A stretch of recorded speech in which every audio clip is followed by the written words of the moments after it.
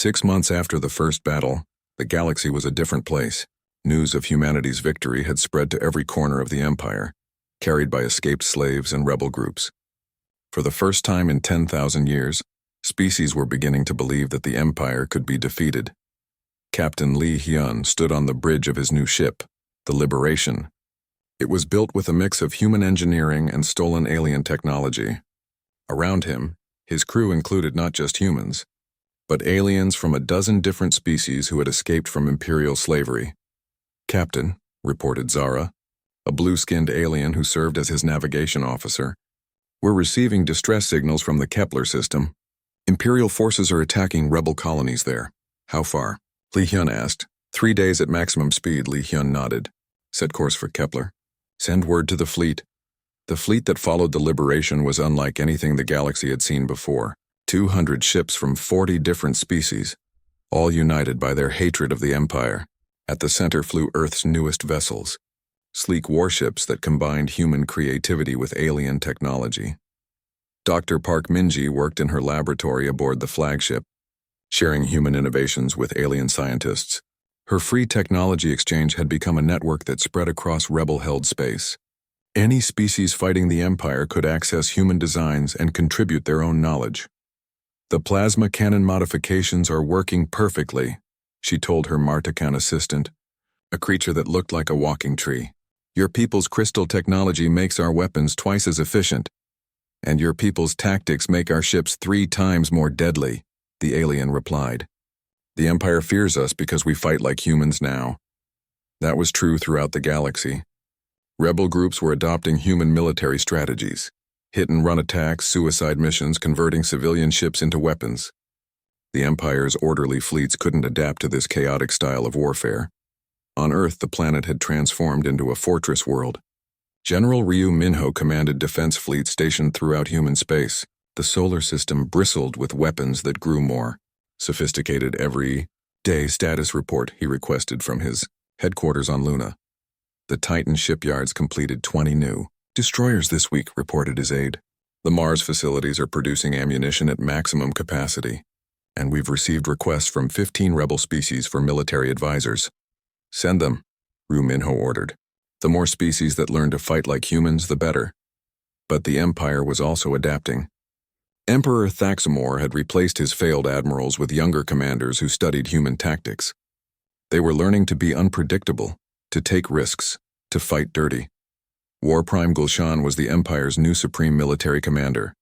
She was a cold, efficient killer who had earned her rank by crushing rebellions across the galaxy. Now she focused all her attention on the human problem. "Show me the latest intelligence," she demanded from her war room aboard the massive flagship Eternal Dominion. Her staff displayed holographic maps showing rebel activity throughout the Empire. Red dots marked human-influenced uprisings. There were hundreds of them. "The infection is spreading," reported her intelligence chief. "Every week, more species adopt human fighting methods. Our standard suppression tactics are becoming ineffective." "Then we change our tactics," Gulshan replied. "If these humans want to fight like animals, we'll treat them like animals." She was preparing something new. Operation Final Solution. Instead of trying to conquer human space, the Empire would destroy it completely. Every human world, every ally, every rebel base would be burned too. 50,000 ships were gathering for the largest military operation in galactic history, but humans had their own surprise coming. Engineer. Choi Yarim had spent months studying captured Imperial ships. Working with alien defectors, she had discovered a fatal weakness in Empire technology. All their ships were connected through a central communication network that could be hacked. "It's like a computer virus," she explained to Earth's military leaders. "If we can insert our code into their network, we can turn their own ships against them." "How do we get close enough to their network?" asked General Ryu Minho. Lee Hyun smiled from his position at the conference table. "We let them capture us." The plan was audacious even by human standards. A small team would allow themselves to be taken prisoner and brought to the Imperial capital. Once there, they would upload Choi Yarim's virus into the central computer network. Meanwhile, the largest fleet in human history would attack the Empire's main base. The virus would activate during the battle, turning Imperial ships against each other. 3 weeks later, the plan began. Emperor Thaxmore sat on his crystal throne in the heart of the imperial capital, watching reports from across the galaxy. The human infection was spreading faster than ever. Entire sectors were in rebellion. "Your Majesty," announced a guard, "the prisoners you requested have arrived." Li Hyun and his team were dragged before the Emperor in chains. They had allowed themselves to be captured during a fake rescue mission, just as planned. "So," the ancient ruler said, "these are the humans who think they can challenge an empire that has ruled for 10,000 years. We don't think we can challenge you," Li Hyun replied calmly. "We know we can beat you," the Emperor laughed, a sound like breaking glass. "Impossible. Even now my largest fleet prepares to destroy your homeworld. 50,000 ships will turn Earth into dust." 50,000 ships? Li Hyun looked impressed. "That's almost enough." The Emperor's laugh died. "Almost enough for what?" "To make this fair." At that moment, alarms began ringing throughout the imperial capital. The largest human fleet ever assembled had just appeared at the edge of the system. 5,000 ships led by Captain An Jiwoo in the new super dreadnought Indomitable. But they weren't alone. Behind them came ships from every rebel species in the galaxy. Mardukans, Velthari, Zephyrians, and dozens of others. The combined fleet numbered over 30,000 vessels. "Impossible," the Emperor whispered. "How did so many ships reach our capital undetected?" Li Hyun smiled. "We've been planning this for months. Every rebel group in the galaxy contributed ships. You wanted to fight humanity? Now you get to fight everyone we've inspired." The battle for the imperial capital began as the largest space engagement in galactic history. 50,000 imperial ships faced 30,000 rebels. The Empire still had superior numbers, but the rebels had something more important. They had learned to fight like humans. Suicide attacks shattered imperial formations. Ramming runs destroyed ships 10 times larger than the attackers. Rebel vessels fought with a ferocity that shocked even veteran imperial commanders. But the real surprise came when Choi Yerim's virus activated, hidden in the imperial computer network for weeks. The virus had spread to every ship in the fleet. At the height of the battle, it triggered. Suddenly, imperial vessels began attacking each other. Gun batteries turned on their own ships. Navigation systems sent vessels crashing into their allies. Communication networks broadcast false orders that caused mass confusion. "What's happening?" Emperor Thaxmore demanded as reports of chaos flooded in. "The humans," an advisor reported. "They've infected our computer systems. Our ships are attacking each other." In space, War Prime Gulshan watched her perfect fleet tear itself apart. Imperial ships that had never been defeated were destroying each other while human and rebel vessels picked off the survivors. "All ships, disconnect from the network," she ordered. But it was too late. The virus had already spread too far. The battle lasted 18 hours. When it ended, the Imperial fleet was destroyed. The capital itself was under siege by rebel forces. Emperor Thaxmore sat alone in his throne room as explosions echoed through his palace. For the first time in his 10,000-year reign, he faced defeat. Li Hyun entered the throne room with a small group of human and alien soldiers. The ancient emperor looked smaller now, less like a god and more like a tired old creature clinging to power. "It's over," Li Hyun said simply. "Kill me then," the emperor replied. "Finish what you started." "We're not here to kill you," Li Hyun said. "We're here to offer you a choice." "What choice?" "The same choice you gave everyone else. Surrender and join our new galactic community as an equal, or face the consequences." The emperor stared at him. "You would spare me?" "After everything?" "That's what civilized people do," Li Hyun replied. "Something you never learned." 3 days later, the Galactic Accords were signed on Earth. Representatives from every species in the galaxy gathered to create a new government based on equality and cooperation instead of fear and domination. The Valerian Empire was dissolved. In its place rose the Galactic Federation, with Earth as one of many member worlds. Species that had been slaves for thousands of years were free to govern themselves. Emperor Thaxmore was given a choice: exile or service to the new federation. Surprisingly, he chose service, spending his remaining years helping to rebuild the civilizations his empire had destroyed. 1 year after the signing, Captain Li Hyun stood on the observation deck of the New Sol, now restored and serving as Earth's diplomatic flagship. Through the windows, he watched ships from dozens of species departing for their home systems. "Strange how things work out," said Dr. Park Minji, joining him at the window. 6 weeks after Earth's defiant response to the Empire, the third battle fleet arrived at the edge of the solar system. Admiral Krexhun commanded 300 of the Empire's finest ships. Each vessel carried enough firepower to level a continent. "There it is," he said, looking at the blue-green world on his main screen, the planet that dares to refuse the Empire. His second-in-command, a tall alien with silver skin, studied the scanner readings. "Sir, I'm detecting unusual energy signatures around the planet." "Primitive defenses," Krexhun dismissed. "Begin the demonstration protocol. Destroy their orbital facilities first, then demand surrender." But as the Imperial fleet moved closer, the scanner readings became more disturbing. Earth wasn't the helpless world they expected. The planet was surrounded by defense platforms that hadn't been there before. Huge metal structures orbited Earth like artificial moons. The asteroid belt had been turned into a maze of hidden weapons. Even Earth's moon showed signs of massive construction. "Sir," the scanner operator said nervously, "I'm reading over 2,000 defense platforms. And the energy signatures. Some of these weapons are more powerful than our own." Krexhun felt the first touch of worry. How is that possible? "They're primitives." On Earth, General Ryu Minho watched the alien fleet approach from his command center buried deep under Seoul. Around him, officers from every nation worked together to coordinate humanity's defense. "Contact from the returning team," reported the communications officer. "The new Seoul crew is 3 hours out." Ryu Minho nodded. Lee Hyun and his people had made it home 2 weeks ago in their stolen alien ship. The technology they brought back had changed everything. Dr. Lim Jemin, Earth's top weapons scientist, had worked around the clock to reverse engineer the alien systems. "We can't match their technology exactly," he had reported, "but we can make our own versions. Different, but effective." The results were visible throughout the solar system. Human engineers had built fusion-powered missiles that could crack asteroids. Earth's factories had churned out thousands of automated defense drones. Most importantly, they had learned to think like humans instead of aliens. Lieutenant Kang Sora sat in the cockpit of her fighter, waiting in the shadow of one of Earth's moons. Around her, 500 other pilots prepared for battle. Their ships were hybrids of human and alien technology, fast and unpredictable. "All squadrons, this is Control," came the voice from Earth. "Enemy fleet has entered engagement range. Remember your training. Hit hard, hit fast, and don't try to fight fair." Kang Sora grinned inside her helmet.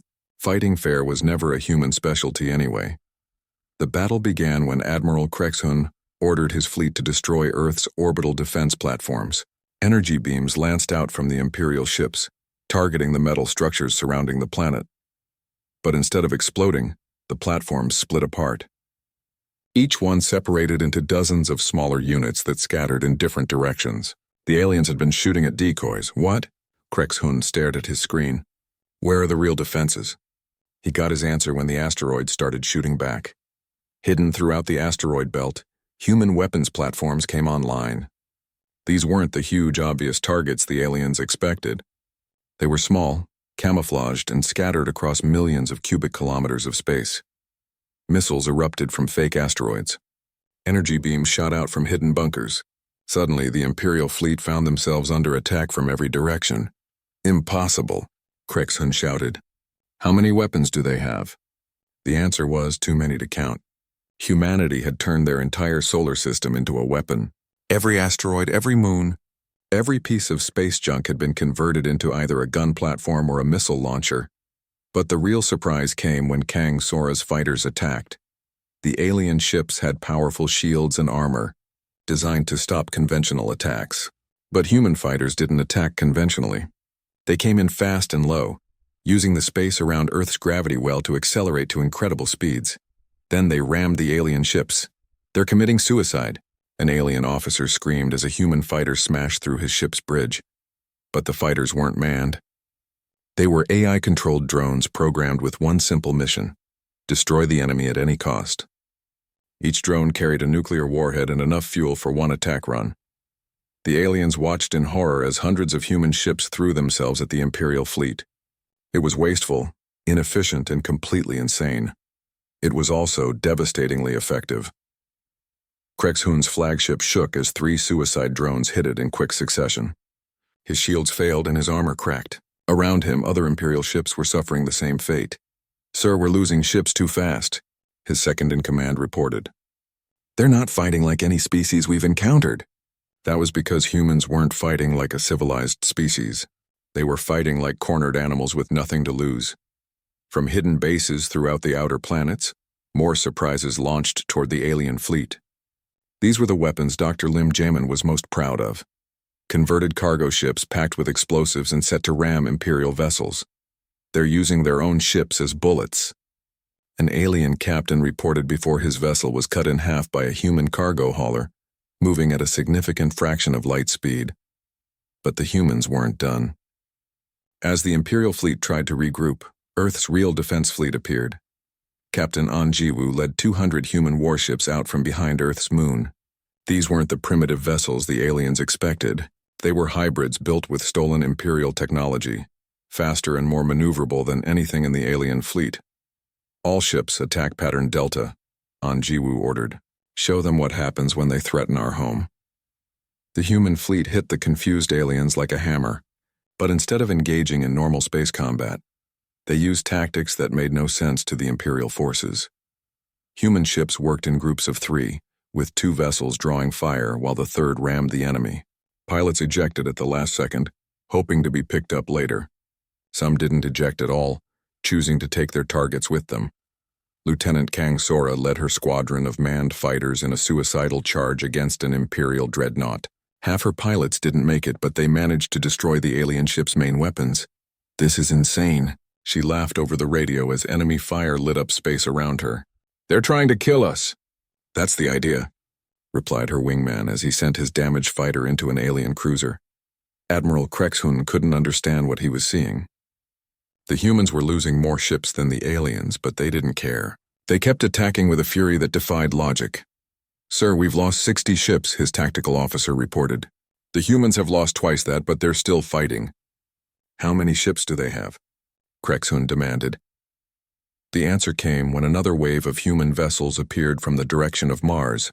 These were converted civilian ships, cargo haulers, passenger liners, even mining vessels. All of them had been fitted with weapons and armor. Humanity was throwing everything they had at the Imperial fleet.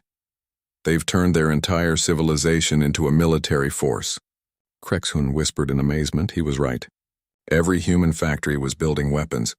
Every shipyard was producing warships. Every person on Earth was contributing to the fight in some way.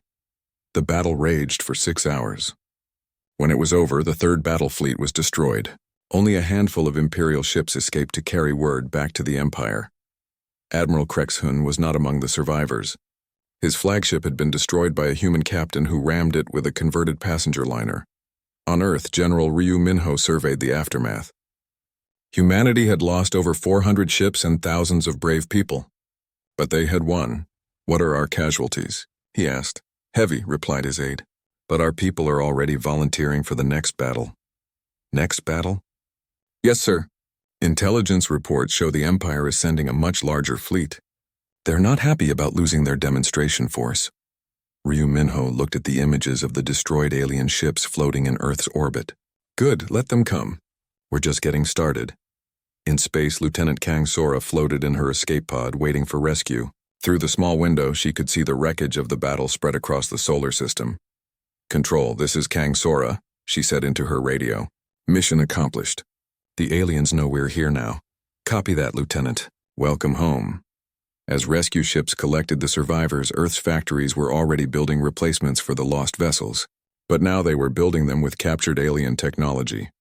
The next Imperial fleet would face an even nastier surprise. Word of the defeat reached Emperor Thaxmore within days. The ancient ruler stared at the reports in disbelief. "They destroyed the entire third battle fleet?" "Yes, Your Majesty." "Complete annihilation?" The Emperor was quiet for a long moment. In 10,000 years of rule, no species had ever defeated an Imperial fleet. Some had fought bravely before surrendering, but none had actually won. "Prepare the 7th and 9th battle fleets," he finally ordered. 2,000 ships should be sufficient. But his advisors were beginning to wonder if any number of ships would be enough to defeat these strange, violent humans. The message from the Valyrian Empire reached Earth exactly 71 hours after the new soul had disappeared. Every government on the planet received the same transmission at the same time. Emperor Thaxmore himself appeared on the screens. He was an ancient being that looked like a mix between a dragon and a machine. His voice carried the weight of 10,000 years of absolute power. "People of Earth," he began, "your species has entered our territory without permission. Your ship and crew are now our prisoners. You have one choice. Surrender your world to the Valerian Empire or watch it burn." The message showed massive fleets of alien ships, planets being destroyed by weapons that turned entire worlds into dust. Millions of alien species bowing before the Emperor's throne. "You have 24 hours to decide," the Emperor continued. "Choose wisely. Resistance is futile. Compliance is survival." The transmission ended, leaving Earth's leaders staring at blank screens. President Martinez of the Americas spoke first in the Emergency Global Council meeting. "Well, that was direct." Prime Minister Chen of the Asian Federation nodded grimly. "They clearly have superior technology. Those ships in the recording could destroy our entire fleet. So what do we do?" asked Chancellor Okafor of the African Union. General Ryu Minho, head of Earth's Combined Defense Forces, stood up slowly. He was an old soldier who had fought in 3 wars. His weathered face showed no fear, only cold anger. "We tell them to go to hell," he said simply. The room erupted in argument. Some leaders wanted to negotiate. Others suggested immediate surrender to save lives. A few proposed hiding Earth's population in underground cities. But as the hours passed, reports came in from around the world. The people of Earth had seen the alien message. They had seen the Empire's power and heard their demands. Their response was universal and immediate. In Seoul, factory workers stayed after their shifts to help build weapons. In New York, retired soldiers reported to recruitment centers. In Lagos, scientists worked through the night designing new defenses. In Mumbai, engineers began converting civilian ships into warships. Humanity had made its decision. Captain An Ji-woo of the Earth Defense Fleet stood on the bridge of her ship, the Incheon. Around her, the entire human fleet was mobilizing. They had 300 ships of various sizes. The aliens had shown fleets of thousands. It didn't matter. "Ma'am," her communications officer reported, "we're receiving the official response from Earth Command." "Put it on screen," An Ji-woo ordered. The face of Secretary General Nakamura appeared. Behind him stood the leaders of every nation on Earth. Their faces were serious but determined. "To the Valerian Empire," Nakamura began. "Earth's answer is simple. We do not surrender. We do not bow. If you want our world, come and take it." The message was broadcast on every frequency toward alien space, but it was also sent to every human ship, station, and colony in the solar system. The response was immediate. Cheers erupted on ships throughout the fleet. Workers in space stations sang their national anthems. Even the research teams on Mars sent messages of support. Humanity was going to war. Back on Nexus 7, Veltar stared at his communication device in confusion.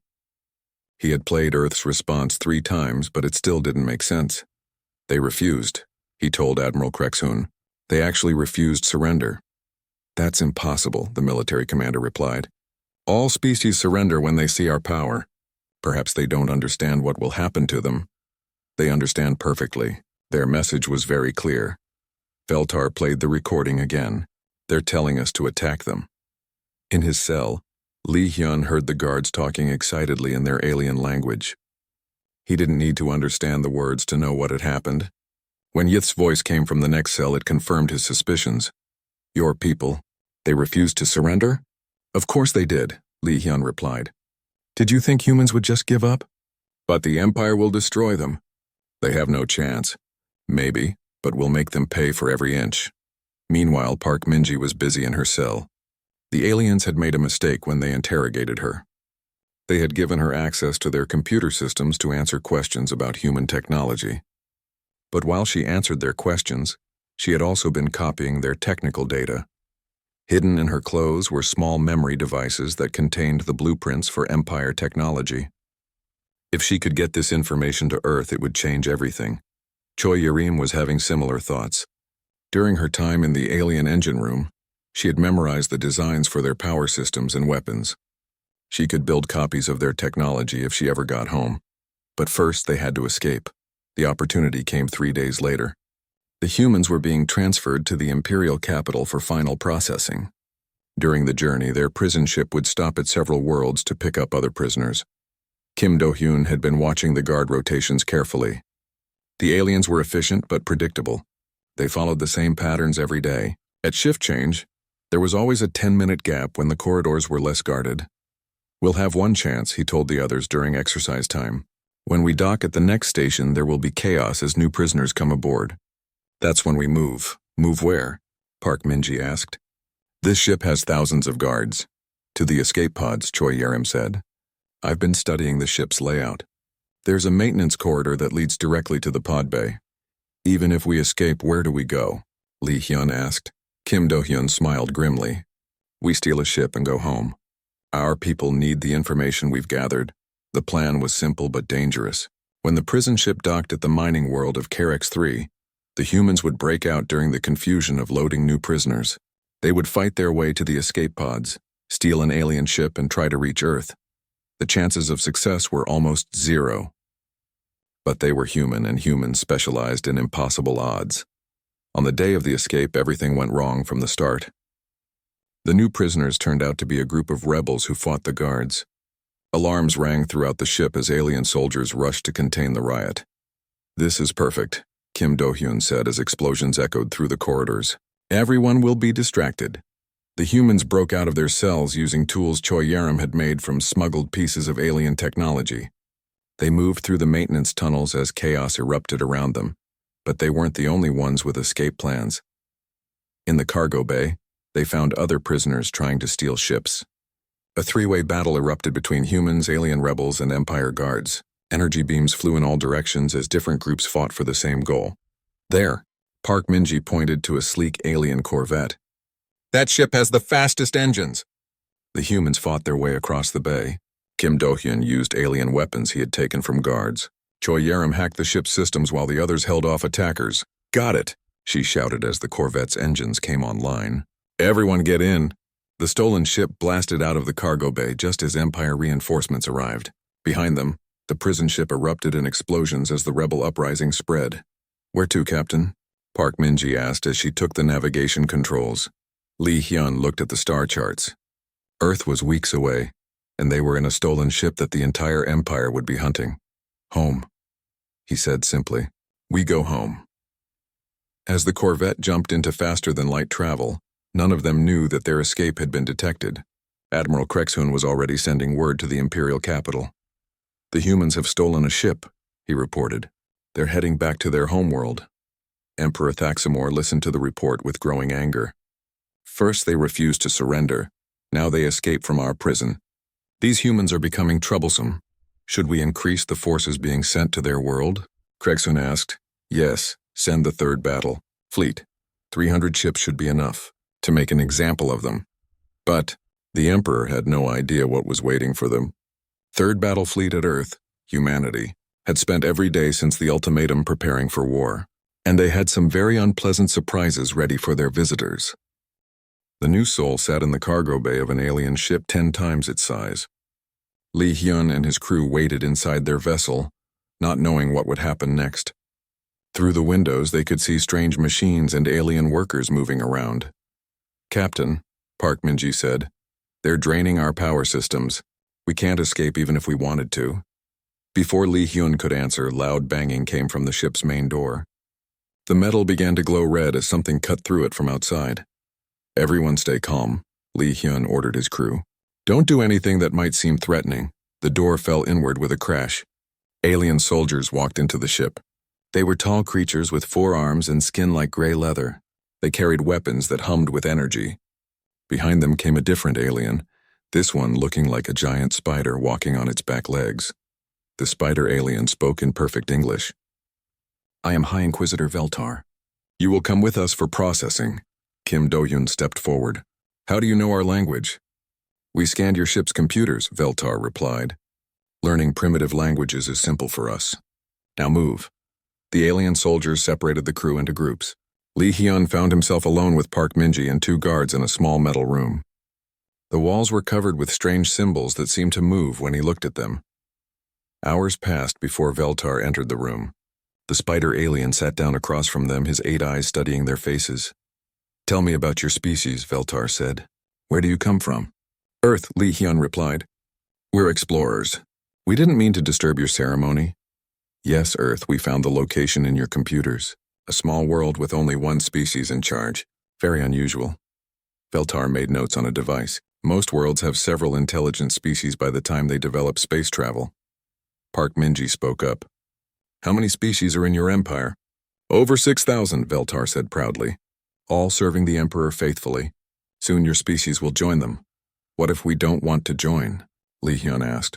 Veltar's 8 eyes all focused on him. "That is not an option. All species join the Empire. It is the natural order." In another room, Kim Do-hyun faced a different interrogator. This alien looked like a huge lizard wearing military armor. His name was Admiral Krexhun, and he wanted to know about Earth's defenses. "How many ships does your species have?" Krexhun demanded. "I won't tell you that," Kim Do-hyun replied. The alien admiral hissed. "You will tell me everything or you will suffer." But Kim Do-hyun just crossed his arms and stared back. "Make me." This confused Krexhun. In his 300 years of service, he had never met a prisoner who refused to answer questions. Every species in the galaxy had natural fear responses. They all broke down and talked when threatened. But not humans. Krexhun tried different methods. He showed Kim Do-hyun images of destroyed worlds. He threatened torture. He promised rewards for cooperation. Nothing worked. The human just sat there looking annoyed. Meanwhile, Choi Yerim was in the ship's engine room with alien technicians. They wanted to understand how human faster-than-light travel worked. But as they studied the human drive, Choi Yerim was studying their technology. She watched how they used their tools and asked innocent questions about their equipment. The aliens thought she was just curious, but Choi Yerim was memorizing everything. Within hours, she understood more about alien technology than most humans would learn in years. "Your drive system is very crude," one of the alien technicians told her. "But it works in ways we have never seen." "How so?" Choi Yerim asked. "Most species copy our drive designs when they join the Empire. Your species built something completely different. It should not work, but it does." Choi Yerim smiled. "Humans are good at making things work." Back in the interrogation room, Veltar was having problems with Park Minji. The human scientist was answering his questions, but she was also asking her own. "How does your scanner technology work?" she asked. "The energy readings suggest a quantum field manipulation system." Veltar was surprised. "How do you know about quantum field manipulation?" "We developed it ourselves about 20 years ago," Park Minji replied. "But your version is much more advanced. Can you show me how it works?" Without thinking, Veltar began explaining the technology. He was proud of the Empire's achievements and enjoyed showing off their advanced science. But as he talked, Park Minji absorbed every detail. She was learning the secrets of technology that was thousands of years ahead of Earth's science, and she was learning it directly from the aliens themselves. Days passed. The alien ship carrying the humans traveled to Nexus 7, an administrative world where important prisoners were processed. During the journey, the crew of the New Soul learned more about their captors. The Valyrian Galactic Empire ruled over 40,000 star systems. It had existed for over 10,000 years. Every species in the known galaxy was part of the Empire, either as citizens or as slaves. The Empire's power came from fear and technology. When they found a new species, they offered a choice: join willingly and become citizens, or resist and become slaves. Most species chose to join after seeing the Empire's massive fleets, but the aliens were puzzled by humans. Every species they had ever met showed submission when faced with superior force. It was a natural response programmed into all intelligent life, except humans. Veltar discussed this with his colleagues on Nexus 7. "They show no fear responses," he reported. "Even when threatened with death, they remain defiant." "Perhaps they don't understand the situation," suggested another Inquisitor. "They understand perfectly. I showed them recordings of what happens to species that resist. They just don't care." This was troubling news. The Empire's system depended on species accepting their place in the hierarchy, but humans seemed to have no concept of knowing their place. When the ship reached Nexus 7, the humans were taken to separate cells in a massive prison complex. Li Hyun found himself alone in a small room with no windows, but he could hear other prisoners in nearby cells. Some were crying. Others were begging guards for mercy. But one voice was different. It spoke quietly in broken English. "Human captain, can you hear me?" "Yes," Lee Hyun replied. "Who are you?" "I am Yith. My people were conquered 50 years ago. I work as translator slave now." The voice paused. "You should know something about the Empire." "What?" "No species has ever successfully resisted them. The longest any world held out was 6 months. Most surrender in days." Lee Hyun was quiet for a moment. "What happened to your people?" "We tried to fight. We had good ships and brave warriors, but the Empire sent 1,000 ships for every one of ours. We had no choice but to surrender. I'm sorry that happened to you." "Don't be sorry for us," Yith said urgently. "Be sorry for yourselves. Tomorrow they will demand your world's surrender. When your people see the Empire's power, they will give up immediately. It is what all species do." Lee Hyun smiled in the darkness of his cell. "Yith, my friend, you don't know humans very well." The next morning, Veltar visited Lee Hyun's cell. The spider alien carried a communication device. "We are sending a message to your world," he announced. "Your leaders will see the power of the Empire and surrender immediately." "This is how it always happens." Lee Hyun shrugged. "Go ahead and try." Veltar activated the device. The message was simple. Earth had 72 hours to surrender and join the Empire or face complete destruction. Then they waited for Earth's reply. Veltar expected immediate surrender. Lee Hyun expected something very different. He was right. Captain Lee Hyun stood on the bridge of the New Seoul, watching the stars through the main window. His ship was the most advanced vessel Earth had ever built. Today was special. Today they would test the new faster-than-light drive for the 3rd time. "All systems ready, Captain," said Dr. Park Minji from her station. She was the best scientist on Earth when it came to the new drive technology. Her black hair was tied back as she worked on her computer. "The drive is charging now." Commander Kim Do-yoon checked his security reports. He was a tall man with serious eyes. "No enemy ships detected in the area. We are clear to jump." Engineer Choi Yerim looked up from her controls. She was young but very smart with machines. "Drive power at 90%. All safety systems are working." The New Seoul hung in space near Pluto, far from Earth. The crew of 200 people had trained for months for this test. If it worked, humans could travel to other star systems in days instead of years. "Begin the jump sequence," Lee Hyun ordered. The ship started to shake as the drive powered up. Blue light filled the bridge. Outside the windows, space began to bend and twist in strange ways. "Drive power at 100%, Choi Yerim reported. Starting jump in 3, 2, 1. The universe exploded into white light. But something went wrong. Alarms started screaming throughout the ship. The white light turned red, then purple. The ship shook so hard that people fell from their chairs. "What's happening?" Lee Hyun shouted over the noise. "The drive is overloading," Park Minji yelled back. "The power systems are fighting each other." "Emergency shutdown," Lee Hyun ordered. "I can't." Choi Yerim's hands flew over her controls. "The shutdown system isn't working." Space around the ship began to tear open like paper. A huge hole appeared in front of them, dark and spinning. The New Seoul was being pulled toward it. "All hands, hold on." Lee Hyun grabbed his chair as the ship was sucked into the hole. Everything went black. When the lights came back on, the crew slowly picked themselves up. The alarms had stopped. The ship was floating in normal space again. "Damage report," Lee Hyun said, rubbing his head. "Drive systems are offline," Choi Yerim reported. "But the ship is okay." "Where are we?" Kim Do-yoon asked. Park Minji checked her instruments. Her face went pale. "Captain, you need to see this." On the main screen, she showed what was outside the ship. Instead of the empty space near Pluto, they saw hundreds of massive ships. Each one was at least 10 times bigger than the New Seoul. The ships were dark metal with strange shapes that hurt to look at. "Those aren't human ships," Kim Do-yoon said quietly. "No," Park Minji whispered. "They're not." The alien ships were arranged in perfect lines. In the center was the biggest ship they had ever seen. It was the size of a small moon, covered in lights and moving parts. "Captain," the communications officer called out. "Something is happening." The alien ships were moving. They turned toward the New Seoul like giant metal beasts noticing a mouse. Lights began flashing on their hulls. "Are they trying to talk to us?" Lee Hyun asked. "I don't think so," Park Minji said, watching her screens. "I think we interrupted something important." She was right. The New Seoul had appeared in the middle of a huge ceremony. The alien ships belonged to the Valerian Galactic Empire.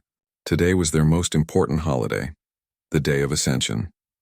Leaders from across the galaxy had come to watch their emperor give a speech about the Empire's power. Instead, a small unknown ship had appeared right in the middle of everything. On the biggest ship, alarms were ringing. Alien creatures with too many arms ran around giving orders. Their leader, a tall being covered in silver scales, stared at the human ship on his screen. "What is that thing?" he demanded. "How did it get past our defenses?" "Unknown, Lord Admiral," one of his officers replied. "It just appeared. Our sensors show its primitive technology, but how did it cross space so fast? Scan it.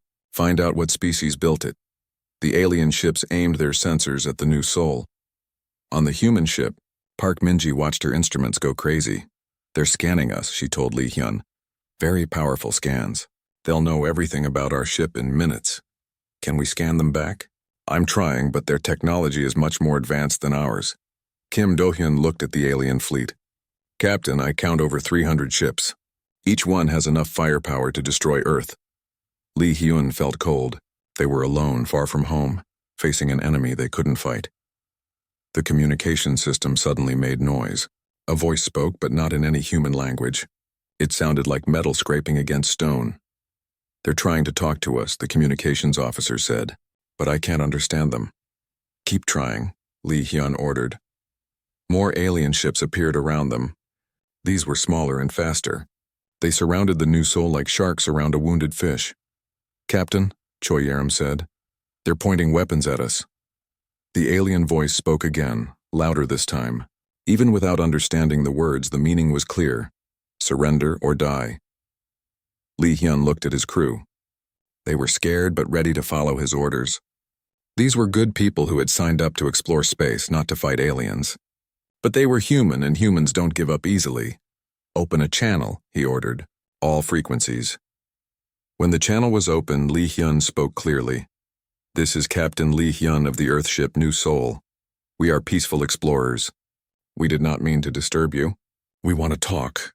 The alien voice spoke again. This time other ships moved closer. Energy weapons charged up, ready to fire. "I don't think they care that we're peaceful," Kim Do-hyun said. Park Minji looked at her screens. "Captain, I'm reading massive energy buildup on those ships. If they fire, we'll be destroyed in seconds." "I'll stop." "Power down weapons," Li Hyun ordered. "Show them we're not a threat." But it was too late. The alien ships had made their decision. Beams of energy shot out, not to destroy the new Sol, but to grab it. The human ship was caught in a force field and pulled toward the alien fleet. "They're taking us prisoner," Kim Do-hyun said. Li Hyun watched as his ship was dragged toward the massive alien vessels. Whatever happened next, humanity had just made first contact with aliens, and it had not gone well. The new Sol disappeared into the belly of an alien ship. Earth's first explorers were now prisoners of the Valerian Galactic Empire. They had no idea that their arrival would change the galaxy forever.